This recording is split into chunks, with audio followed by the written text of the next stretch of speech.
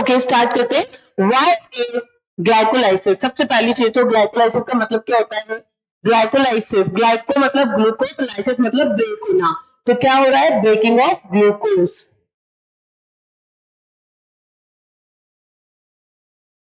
Breaking of glucose, ठीक है। Considered one of the first metabolical pathway. Metabolical का मतलब क्या होता है? जिसमें दो फिनोमिना होती है। मेटाबॉलिकल जिसमें एनर्जी प्रोड्यूस होती है, एनाबॉलिज्म भी होगा और कैटाबॉलिज्म। बात को अभी कनेक्ट करते हैं, क्या हो रहा है इसके अंदर। टू हैव इवॉल्व, क्या होता है इसके अंदर? देखो, इट रिलीज ऑन फर्मेंटेशन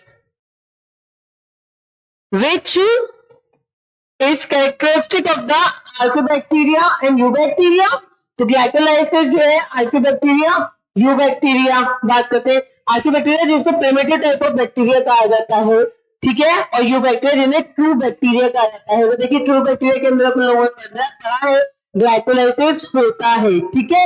मगर वो हमसे क्वेश्चन क्या बोल रहा है कि glycolysis consider one of the first metabolical pathway to have evolve. क्या क्या डेवलप करता है या क्या जनरेट करता है, क्या बनाता है? तो ये फर्मेंटेशन रिएक्शन जो होती है वो पार्शियली ऑक्सीजन यानी कि ऑक्सीजन की एब्सेंस में भी हो सकती है और ऑक्सीजन बहुत कम अमाउंट में भी प्रोड्यूस हो सकती है, तो वहां पे भी फिनोमिना चेंज हो जाती है। जैसे बैक्टीरिया में हमने क्या पढ़ा है जनरली, लैक्टोबैसिलस जो होते हैं वो क्या बनाते हैं?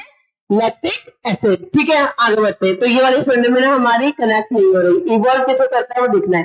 टू प्रोड्यूस मच लेस मतलब बहुत ही कम ATP than the electron transport and कीमोस्मोसिस।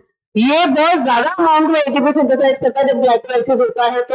और ये इलेक्ट्रॉन ट्रांसपोर्ट चेन में और कीमोस्मोसिस या एटीपी जो होता है हाई क्वांटिटी ऑफ रेंज होती है। एटीपी जो होता है उसको एनर्जी करेंसी भी कहा जाता है। It's not related with this, ठीक है।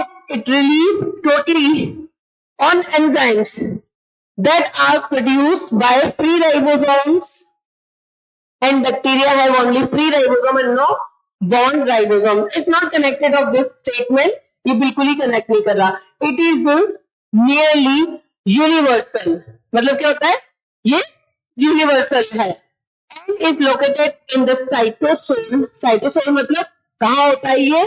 साइटोप्लाज्म में, ठीक है। एंड क्या करता है?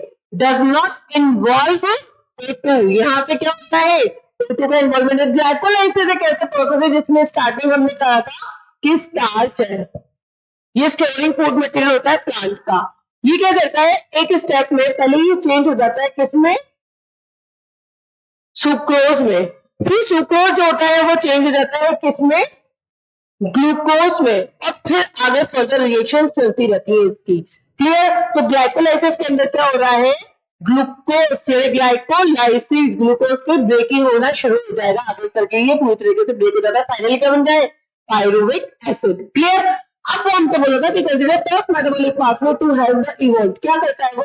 यूनिवर्सल है साइटोसोल, ये सारी लिविंग सेल्स के अंदर मिलेगा, ठीक है। ये हमें बहुत अच्छे से याद रखना है, सभी लिविंग सेल्स के अंदर ये होता है ग्लाइकोलाइसिस, क्योंकि it's not dependent on O2, क्योंकि ऑक्सीजन पे डिपेंड ही नहीं कर रहा। तो एरोबिक एंड एरोबिक हम कब कहते हैं? जब वो आगे का प्रोसेस करता है, फर्दर रिएक्शन करता है, जो माइटोकॉन्ड्रिया के अंदर हमने पढ़ा था, ठीक है। तो हमें एनसीईआरटी बिल्कुल क्लियर कर रही है कि ग्लाइकोलाइसिस एक ऐसा प्रोसेस है जो सारी सेल्स के अंदर हो रहा है। क्लियर हो गई ये बात? तो यहाँ पे हमारा जो राइट आंसर है वो डी जा रहा है कि इसमें क्या हो रहा है? Does not involve the O2, clear.